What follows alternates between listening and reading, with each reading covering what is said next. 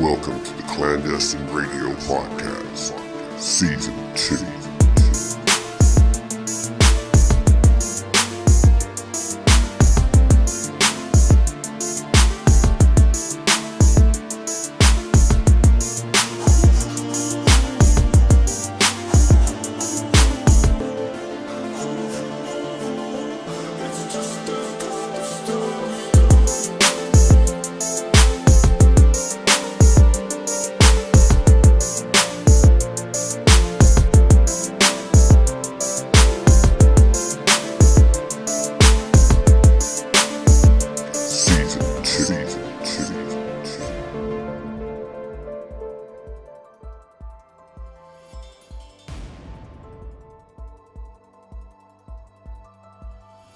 Good evening, curious minds out there across the internet, and welcome to Season 2, Episode 5 of the Clandestine Radio Podcast.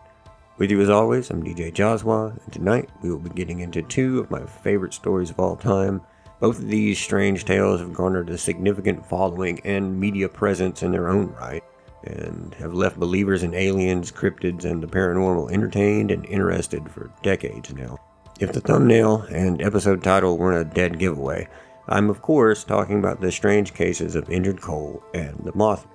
But furthermore, that whole area of West Virginia and Ohio, as well as the greater Ohio River Valley in general, and the long history of both tragedy and strange occurrences that have seemingly plagued it for centuries now. I also want to sincerely thank all of you for sticking with us through the spring break there. I know it was a little longer than I had hoped it would be, than some of you probably hoped it would be, but we are back. I appreciate you for joining us once again by that old internet fire for more stories, conversations, and information you might not hear anywhere else. And if this is your first time to join us, thank you very much for doing so. And I hope that you will soon find that you too, like the rest of us, have a curious mind. Be sure to drop a voicemail on Spotify or leave a little something in the Q&A or something. Just to let me know your thoughts. Love seeing those, and they always seem to brighten my day a little. So, with all of that out of the way, let's go ahead and get into tonight's episode. Strange Case of Coal and the Mothman.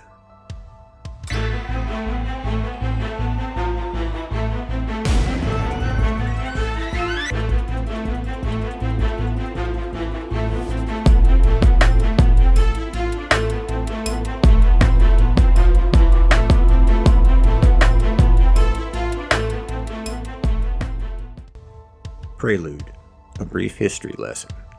In order to properly discuss the numerous unusual events that occurred in the Point Pleasant area of West Virginia, first I feel it is important to address a bit of history. Those familiar with the cases I will be talking about tonight probably already know where I'm about to go with this. In the Ohio country, a loosely defined area of colonial North America, located west of the Appalachians and south of Lake Erie, there was a leader among the Shawnee, a war chief by the name of Hokalesqua, or as he is better known as, Chief Cornstalk. After suffering a defeat in Lord Dunmore's War in 1774 against the colonists in the Battle of Point Pleasant, he became an advocate for Shawnee neutrality in the American Revolutionary War the following year. While many Shawnee fought against the Americans in an attempt to gain back their lands, Cornstalk feared that fighting them would be disastrous for his people, and proposed that they stay out of that fight altogether. He was but one leader among the tribe, which lived in autonomous towns without a central government, so while his followers would listen, many more would not.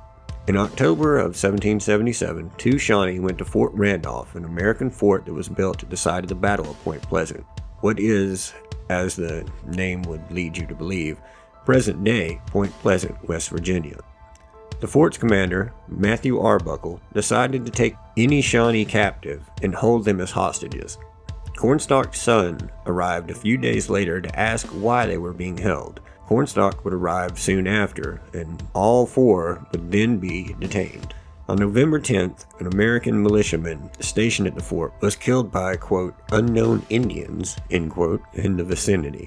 In an act of retaliation, angry soldiers defied orders and, despite having nothing to do with the militiaman's death, took it upon themselves to break into the cell containing the four Shawnee men and murder them. While I searched and searched for anything concrete to either validate or refute this next part, I was only able to find account after account of hearsay and word of mouth, but it has been very commonly a belief among the locals there for centuries that the following account is the truth of what occurred. As the men burst into the cell, Cornstalk rose to meet them. It's said he stood to face them with such bravery that it gave the men momentary pause. Unfortunately, they were still undeterred and very determined in their efforts, and began slaughtering the Shawnee prisoners. Cornstalk was shot many times. Some accounts say as many as 8 times at close range by musket fire. If this is true, however, I highly doubt that this next part could be. It said as Cornstalk finally fell to the floor dying, he began to speak his now legendary curse. It's said to have gone something like this.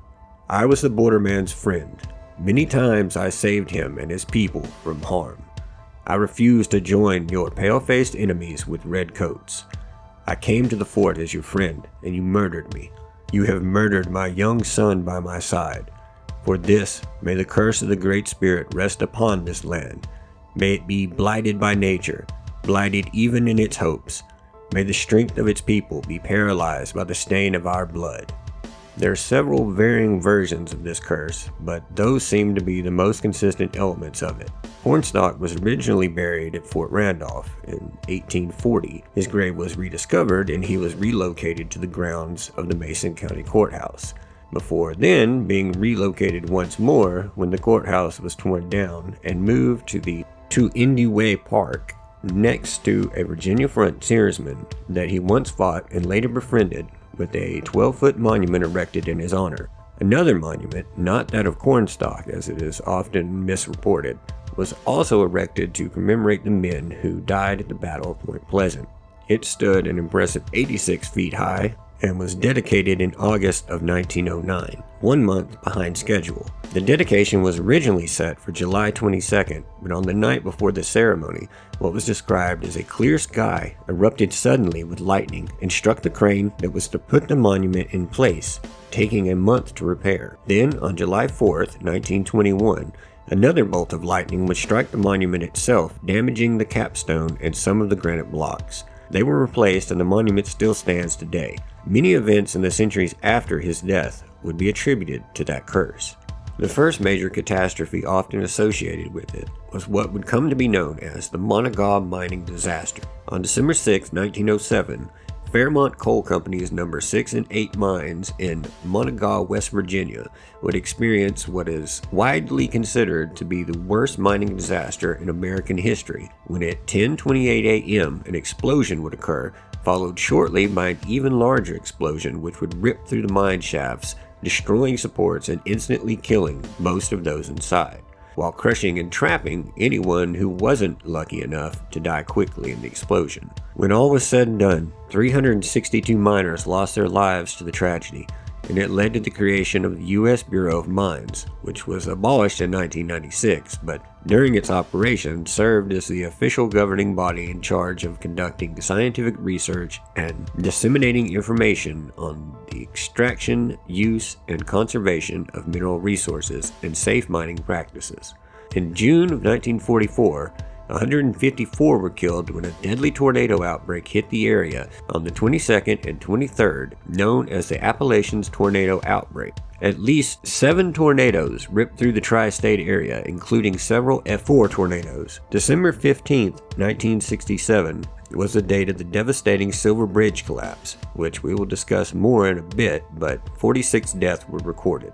In 1976, on March 2nd to be exact, Mason County Courthouse in Point Pleasant was rocked by a suicide bombing which killed 5 and injured another 11 people when 19-year-old Bruce Sisk detonated a suitcase full of dynamite in his wife's cell after forcing his way in with a sawed-off shotgun. Why this one gets attributed to it is kind of unclear to me personally, but it seems to pop up on every list. A list that varies from source to source and includes all manner of natural and man-made disasters. Basically, anything bad that happens in that tri-state area, at least by some people, is blamed on Cornstalk's curse. Whether it is truly related in any way to the events that we are about to discuss, Cornstalk's curse has been a frequent element in many stories and incidents coming out of this region for the last 2 centuries. So I felt it was at least important to mention that little bit of history, just in case, before truly diving into the events that began way back in November of 1966 and continue to strike both fear and wonder into the hearts of many to this day. With that out of the way though, let's see if we can get to the bottom of what really happened in Point Pleasant and the greater Ohio River Valley all those years ago.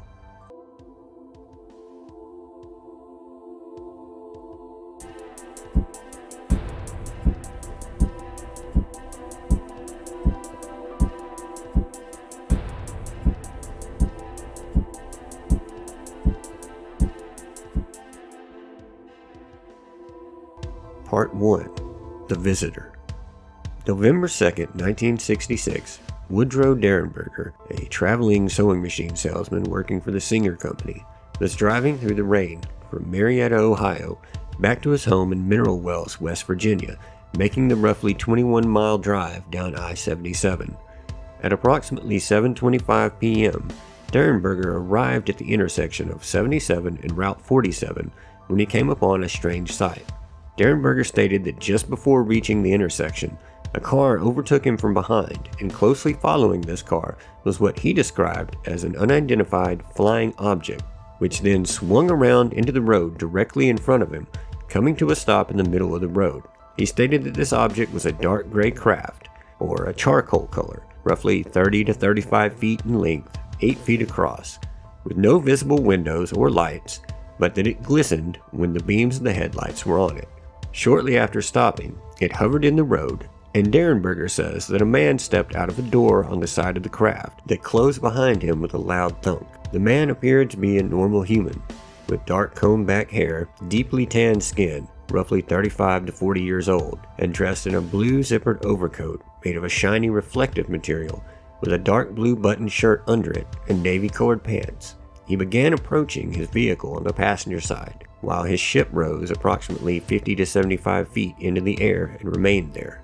The man had a wide, grinning smile all across his face, and telepathically asked Derenberger to roll down the window on the right side of his truck as he approached it, stating that he would like to talk to him. Derenberger was initially struck with fear, unable to form words in response to him or to even speak. At this point, the grinning man told Derenberger not to be afraid, asking why he was scared. He then assured him that he meant him no harm, and that, quote, "We are the same as you. We eat, we breathe, we sleep, we bleed, even as you do. Please, be not frightened." As the grinning man stood outside of Derenberger's truck in the rain, arms crossed, ever smiling, he began a telepathic conversation with Derenberger, assuring him that he could speak in response or simply to think his replies. He would go on to ask him several questions about the nearby town, which he stated was called a gathering where he was from, what his name was, or what he was called, and his job, before telling Derenberger that he was called Cole, and that he wished to know more about the human race. Cole described his own job as being that of a searcher. After their conversation, Cole assured Derenberger that "we will be seeing you again," before walking back to his ship as it lowered back onto the road before taking back off again and out of sight. According to Derenberger, he did, in fact, see him again, many times over the years actually, prompting him to eventually write a book about the experience, in which he revealed that the being's full name was, in fact, Indrid Cold, and that he was from a planet called Lanulos in the galaxy of Ganymede. Derenberger would document his supposed further interactions with Cold in his book, Visitors from Lanulos. Around the same time as Derenberger's encounter in the town of Point Pleasant, the Lilly family had been reporting poltergeist activity in their home. They had also been seeing what they described as, quote, diamond-shaped lights in the skies over their house at night. On one of these nights, their daughter Linda was awoken from her sleep to find a large man standing over her. Linda would describe the encounter as, quote, "It was a man, a big man, very broad. I couldn't see his face very well, but what I could see was that he was grinning at me. He walked around the bed and stood right over me. I screamed again and hid under the covers, and when I looked again, he was gone." Also, in November of 1966, an elderly man would report seeing something quite similar to Derenberger to a newspaper office in Point Pleasant. In his account, he stated that he and a fellow workman were heading home to Point Pleasant from their workstation in Marietta, Ohio, along that same stretch of I-77 when an elongated craft appeared in the sky and descended in front of them, bringing them to a stop. Shortly after, a normal-looking man emerged from the craft and began to approach their vehicle. The driver rolled down his window in disbelief at the smiling man, dressed in dark clothes and wearing a black jacket, as he walked up to their vehicle and stood in the same crossed-arm, hands-hidden way that Derenberger had described. The strange man asked them similar questions, such as who they were, where they were from, where they were going, and what time it was, oddly enough, before quickly walking back to the craft, which then rose into the rainy sky and disappeared. All of these events were taking place around the same time, and at a time when reports were steadily coming in of everything from paranormal encounters, UFO sightings, and reports of men in black and many other oddities. This was also a time when the American zeitgeist was very much fixated on all things space, flying saucers, and aliens, and it's important to bear that in mind. Around this same time, in early November of 1966, the 12th to be precise, 5 men were digging a grave in Clendon, West Virginia, late one night when one of them spotted a large black creature fly over their heads at considerable speed. That man was Kenneth Duncan of Blue Creek, and he along with 4 other men were digging a grave for Duncan's father-in-law, Homer Smith. None of the other men reported seeing the creature, but Duncan described it as gliding through the trees and said it was only in sight for about a minute. Unknown to him at that time, Duncan had just become the first person to witness the creature that would soon come to be known as the Mothman. 3 days later, 13 days after Derenberger's experience with Injured Cold, and roughly 51 miles away from that graveyard encounter, 2 couples would have a strange encounter of their own, one that would set off a local frenzy and that would eventually become a worldwide phenomenon. Just before midnight, on the evening of November 15, 1966, in the 35-acre McClintock Wildlife Management Area, roughly 5 miles north of Point Pleasant, a black 1957 Chevy Bel Air belonging to Roger and Linda Scarberry was cruising down State Route 62 near the abandoned National Guard Armory building and power plant, with them and another couple, Steve and Mary Millette, inside. According to several accounts, Roger had wanted to take a ride to show off his prized Chevy to Steve and Mary, so they headed off to the wildlife area to get away from the more congested city streets and joyride a bit. This area was once a wartime munition dump, and it is known locally as the TNT area. It was near this area where the pair of couples would find themselves face to face with the unknown, as the Chevy's headlights illuminated the entrance to the old power plant. Standing before them was what they would go on to describe as a pale gray figure, approximately 6 or 7 feet tall, shaped basically like a winged man, but bigger. It had a pair of large wings folded against its back. It wasn't so much of a head or neck, but when the headlight shined on what would be considered its face, a pair of glowing red eyes shined back at them. The creature would then unfold its wings, revealing a wingspan of roughly 10 to 12 feet, before taking off vertically into the air. Frightened, Roger would throw his car into reverse and whip it around in the opposite direction towards Route 62 and back towards downtown. Any momentary sense of relief that they felt was quickly shattered as the creature would reappear once more beside the road before letting out a loud screech, taking to the air and following closely behind the car as if stalking its prey. Regardless of how fast they drove, even at speeds of around 100 miles per hour, the creature effortlessly kept right on their tail at uncanny speeds. Reports seem to differ at this point as to what truly happened next. In some stories, it vanished before they even reached the city limits, and the couple debated going to the police about what happened, but fearing they wouldn't be believed, instead decided to turn back around and try to get another look. In this version, they headed back up Route 62, but gave up on the idea a few miles down the road and decided to turn around. It was at this point, while turning the car, that the couples noticed a dead dog laying beside the road. As they passed the animal, they all heard a loud sound of something slamming into the back of the car, causing all of them to jump. It said the creature flopped and sputtered against the trunk for a moment before falling to the pavement and then quickly rising up, only to dart away from the car and disappear into a nearby field. The couple then drove into town, stopping at a diner, and asked the owners to call the police. In another version, After pursuing them towards the town, the creatures simply flew away and off into the field before they reached downtown, and the couples drove straight to the police station to speak with Deputy Millard Halstead. The version that would appear the following day in the Point Pleasant Register seems to be a bit of a mix of both of those, and it goes as follows. Titled as, "Couples See Man-Sized Bird, Creature, Something." It was a bird or something. It definitely wasn't a flying saucer. 2 Point Pleasant couples said today that they encountered a man-sized bird-like creature in the TNT area about midnight.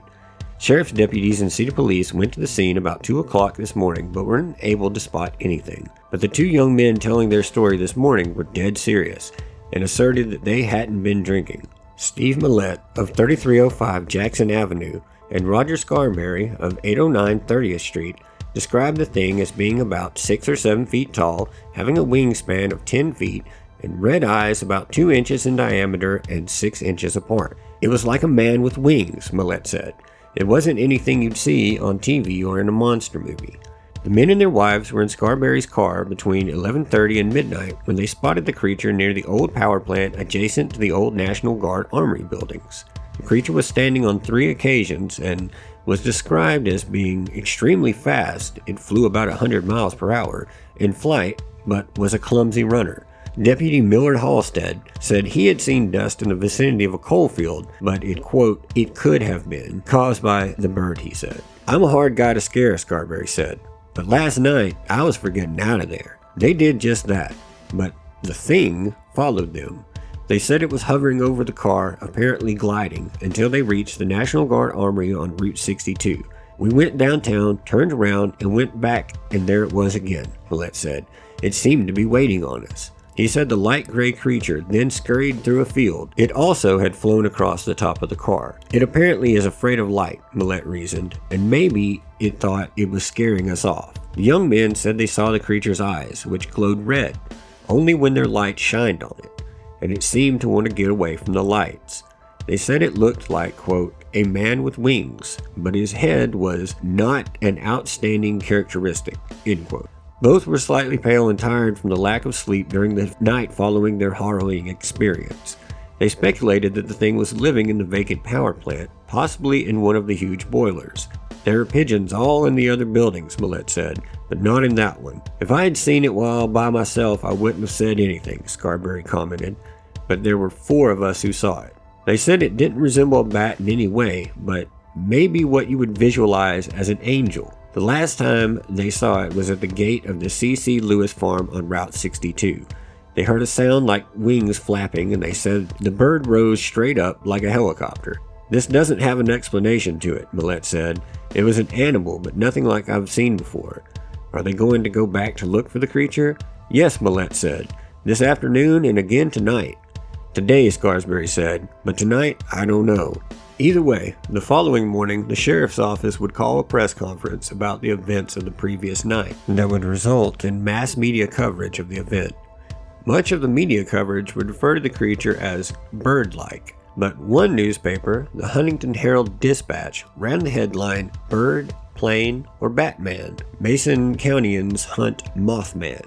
And just like that, journalist Pat Seiler, or perhaps his editor, had unwittingly coined the name that would forever be synonymous with the creature. The article went on to describe it as a flying man with a 10-foot wingspan, capable of pursuing cars at 100 miles per hour, as a huge gray and white bird with wings like an angel and legs like a man, 7 feet tall with 2 large red eyes about 6 inches apart. The angelic comparison also echoes that statement by Scarberry in his original interview, of not resembling a bat in any way, but maybe what you would visualize as an angel. Many other reports from the local area would also come pouring in during the days and weeks to follow. Some were eerily similar, some were just eerie. Here are just a few of those accounts.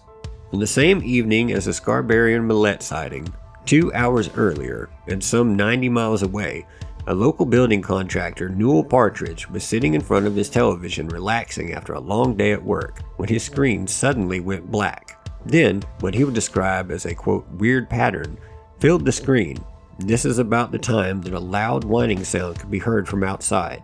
a sound that he likened to being like a generator winding up. Newell's dog Bandit, an experienced hunting dog, began to sit and howl at the front porch.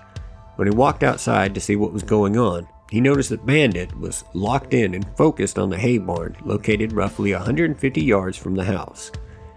Newell then shined his flashlight in the direction of the barn, only to be met with two red glowing eyes staring back at him. At this point, Bandit, said to also be a protective dog, shot out across the yard towards the barn, and despite Newell's repeated commands to stop and to come back to him, Bandit did no such thing. Scared for the life of his faithful companion, he ran back into the house to grab his gun, but once he returned to the door, he couldn't quite open it. He felt overcome with a feeling of fear and dread, a commonly reported effect of being in the presence of the so-called Mothman. And he felt too frightened to actually go back outside that night, so instead he slept with his gun propped up against the side of his bed. Bandit was never seen again, unfortunately. And if that version of the Scarberry sighting was in fact accurate, there are some who speculate that the dog the Scarberry and Millette saw laying on the side of the road may have actually been Newell's beloved hunting dog, Bandit. Man, R.I.P. Bandit. Mr. and Mrs. Wamsley, along with Mrs. Marcella Bennett and her infant daughter, Tina, drove out to visit friends, Mr. and Mrs. Thomas, who were living in what is described as a bungalow among the igloos which are scattered throughout the TNT area. These are like little concrete domes, by the way. They were erected for explosive storage during World War II. They're nearby to the TNT plant in that whole little area. And they're all long empty. They haven't had anything in them, even at this point, for at least, 20, 30 years. Some are owned by the county, and some are owned by companies that intended to use them for storage. I don't really think very many of any actually ever used them for that. There was a pretty big kerfuffle down there about leftover TNT leaching chemicals into the water and contaminating that whole area. So I think it's pretty much, I know there was a cleanup effort at one point, but other than that, pretty much been just completely abandoned. Anyways, after their visit, they were headed back to the car when a large figure appeared behind their parked vehicle. Miss Bennett said that it seemed like it had been laying down, then slowly rising up from the ground, large and gray-colored, with glowing red eyes. Miss Bennett was reportedly so terrified that she dropped her young daughter. Oof, poor Tina. It's harsh. But quickly came to her senses, snatched her child up off the ground, and ran back into the house. Wamsley phoned the police as the terrified group of friends could hear the creature walk onto the porch before peering through the windows, something it would allegedly continue doing until shortly before the police would arrive. By this time, the creature had already fled, and officers were unable to locate any sign of it. While I saw this story reported several places, none of them included the date of the incident. From what I could infer, though, I believe that it was the following night after the Scarsberry's reports. On November 24th, 4 people reported seeing Mothman flying through the air over the TNT area. Reports in this area would continue for years. 2 days later, Ruth Foster of Charleston, West Virginia, reported that she saw the Mothman standing on her front lawn and then went to tell her brother-in-law to go check it out, but by the time he ran outside, it had already vanished. The morning of November 27th, it allegedly chased a young lady near Mason, West Virginia, and was reported in St. Albans that same night by 2 kids. Reports of this nature would continue throughout the following year, with over 100 sightings being recorded all around the area, and it slowly radiated outward towards the end of that next year. Several locals reported seeing the creature flying around and allegedly even landing on the suspension bridge along U.S. Route 35, which connected Point Pleasant and Gallipolis, Ohio. Clearly, I have no idea how to say that city name. But anyways, that bridge provides a major means of crossing for the Ohio River, especially for that area, and has since it was opened 39 years earlier on May 30th of 1928. Now, all that remains are the concrete approaches and the decaying empty piers where pigeons come to roost. The bridge carried 9,000 vehicles a day. The ferry boats have been carrying far fewer, and the absence of a bridge has caused problems for people on both sides. Part 3. Disaster Strikes. Exactly 13 months to the day from the first reported sighting, things would unfortunately take a very deadly turn. The bridge that was the focus of the early December sightings was officially named the Point Pleasant Bridge, but was better known locally as the Silver Bridge for the silver color of its aluminum paint. When the Silver Bridge was constructed, its particular style of suspension bridge build was known as an I-bar chain bridge, and it had been in use for around 100 years. They are typically constructed from redundant bar links using rows of 4 to 6 bars, sometimes using multiple chains in parallel that serve as an added safety redundancy kind of feature. The I-bars on the Silver Bridge were not redundant due to the fact it wasn't deemed necessary because of the use of a stronger, recently developed heat-treated carbon steel that was used to create the chain steel I-bars. Those things are kind of hard to explain. You just really have to look up the way the bridge was made for that to really make sense to you, probably, or unless you've just seen a lot of suspension bridges that are this type. But I'll spare you all the full engineering details. Bridges of this nature are still in use to this day and generally considered to be perfectly safe. Instead, let's discuss the events of the cold winter's evening of December 15th, 1967, around 5 p.m. Eastern Time. As Christmas shoppers made their trip between the Canaga area and Point Pleasant, and people were making their trek home from work, a loud and sudden pop rang out over the Ohio River, a sound that witnesses would later say was reminiscent of a shotgun going off. That sound was actually the fracturing and failure of the suspension chain I-bar 330 of the north chain on the Ohio Tower. In a matter of roughly 20 seconds, the entirety of the 1,460-foot suspension portion of the bridge would collapse completely into the water below, taking with it 32 vehicles and 64 people. In the end, 46 of those 64 people would lose their lives, 2 of which would never be recovered. While an investigation by the NTSB would later conclude the collapse was caused by a defect in I-bar 330, causing a small crack to form due to fretting wear at the bearing point, growing through internal corrosion, causing it to eventually fail. Many, however, would soon point the finger at the ominous flying creature repeatedly seen near the bridge preceding its collapse, while others still would place the blame on our old friend Chief Cornstalk and his nefarious curse once again. The reported sightings of Mothman would die down following the bridge's collapse, with a now legendary photo, supposedly of the Mothman clinging to one of the support towers of the bridge only days before the collapse, being one of the final sightings of the creature in Point Pleasant. I'll be posting that picture to our Facebook page, by the way, so be sure to head over there after the episode if you want to see it for yourself. I'll let you be the judge about that. It's definitely a crazy looking picture. Go check it out. Leave me a comment. Tell me what you think about it. Part 4. Aftermath, additional info, and where are they now? The area surrounding Point Pleasant is no stranger to odd and unexplained happenings. From UFOs, strange visitors, men in black, to the Mothman, a series of unexplainable events seemed to seriously pick up during the later part of 1966, a lot of which was documented, I'm using that term extremely loosely in this sense, by a journalist turned parapsychologist and ufologist named Alva John Keel, better known as John A. Keel.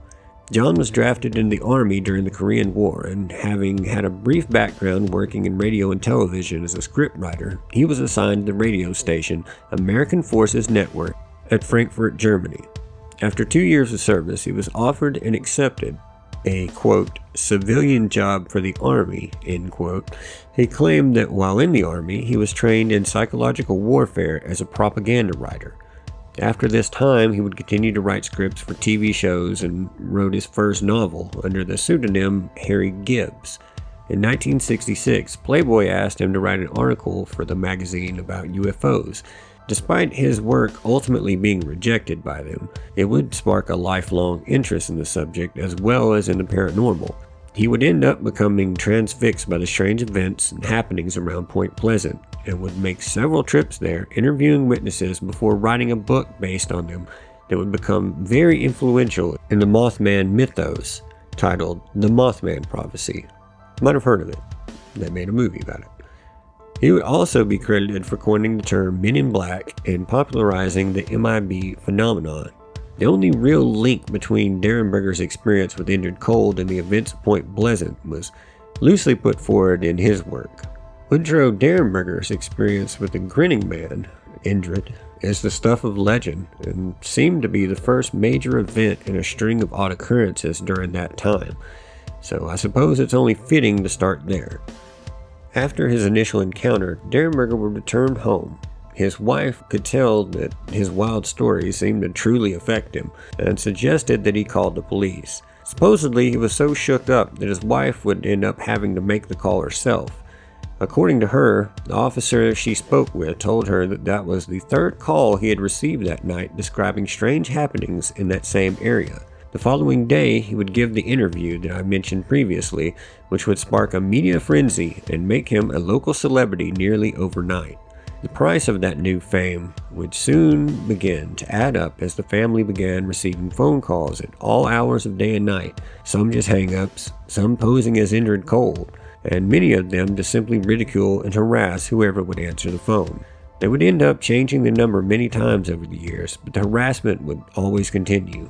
This harassment and media attention, along with the fact that Woodrow would occasionally disappear for long periods of time only to pop back up with the outlandish tales of visiting Lanulos, Cold's home planet, the interactions he would have would eventually prove to be too much for Miss Derenberger, who would divorce Woodrow only about a year into the whole ordeal. An initial investigation into him would conclude that Woodrow, let's just call him Woody, I feel like he'd be perfectly okay with that. Anyway, the initial investigation concluded that Woody most likely wasn't a fraud or hoaxer, but that hallucinations couldn't be ruled out. However, he was ruled as being, quote, mentally and psychologically sound, end quote. His further contact with Cold would allegedly start 2 days after his first encounter. While driving, he would receive telepathic communications.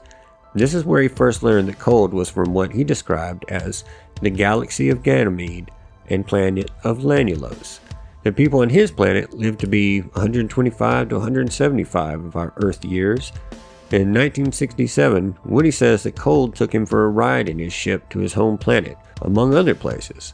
Lanulos was said to be much like Earth, a very similar environment as far as oxygen to breathe, water to drink, but Lanulosians, while physically similar to humans, were different in many ways as well. They had no concept of war and existed in a society of peace and compassion for all living things, which they were raised to view and treat as family from an early age. They believed universally in a monotheistic religion of a single God creating all of the universe, much like Christianity, and that all species are children of this single creator God. They are a highly technologically advanced civilization, with their mastery of technology and understanding of gravity, as well as their ability to apparently bend space and time, allowing them to create crafts like the one that Indrid piloted, as well as giving them the ability to travel to all corners of the universe. They also don't wear clothes, with the explanation being that Lanulosians believe in everyone being seen as their creator had intended.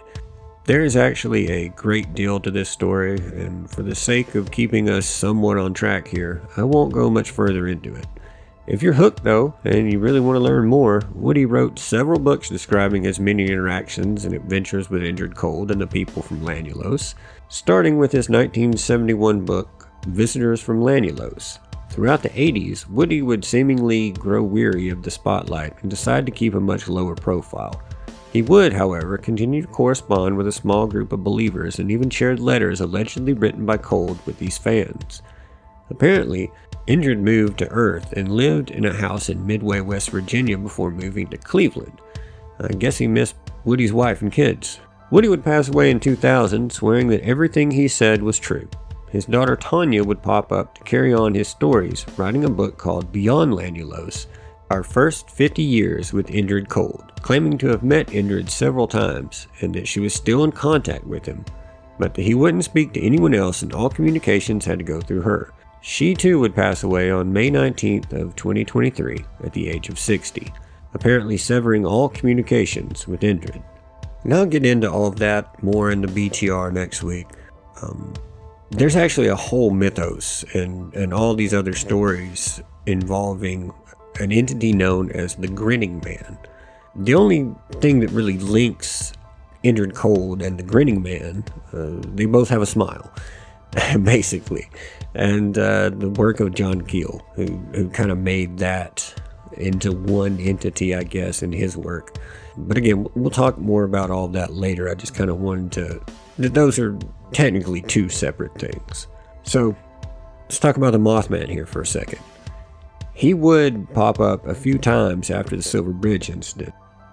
There are reports of a large flying humanoid being seen in the area of Pripyat around the Chernobyl nuclear plant just before and even during the April 26, 1986 disaster. It was frequently referred to as the Black Bird of Chernobyl, but the descriptions given are eerily similar. A hideous humanoid with giant wings, a black headless looking body, and red glowing eyes. Before this, though, he was reportedly spotted in Germany on September 10, 1978, when another mine collapsed, killing several workers. More than 20 miners were spared, though. Allegedly, they were frightened away before the incident occurred by the sight of a Mothman-like creature perched at the entrance of the mine. It became known as the Friedberg Shrieker. He would also pop up in South America a few times, starting in Santiago, Chile. When in 1990, Federico Rojo Faria was on the 19th floor of a building, and he and his co-worker saw a flying humanoid staring at them from outside. As is common with these sightings, the pair were frozen in fear and felt paralyzed. The co-worker was supposedly so traumatized that he broke all ties with Federico after this. That building would apparently burn down, but not for another 9 years. Also in Santiago in 1993, a couple reported seeing the flying creature over their heads, and another witness from the same neighborhood said that he saw it land in a tree. In 2015, in Quilín, Argentina, several residents reported seeing a winged humanoid roaming their village in the middle of the night and reported it to the police, but they were unable to find any traces of it.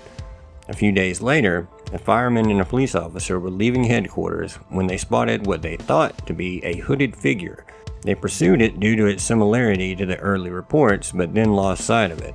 They would end up coming back across it, standing by a tree and looking at them before taking to the air and leaving them confused and shaken. There are also stories coming from La Cueva de Agapito, where in 2020 a man would catch a photo of it that he would post to Facebook, and it would subsequently go pretty viral. There are several sightings in this area of what would come to be called El Hombre Pájaro, and also Hombre Polilla, which is said to guard a cave containing treasure that was stashed there by a famous thief, Agapito Trevino. These stories and sightings are said to even predate those of the ones at Point Pleasant.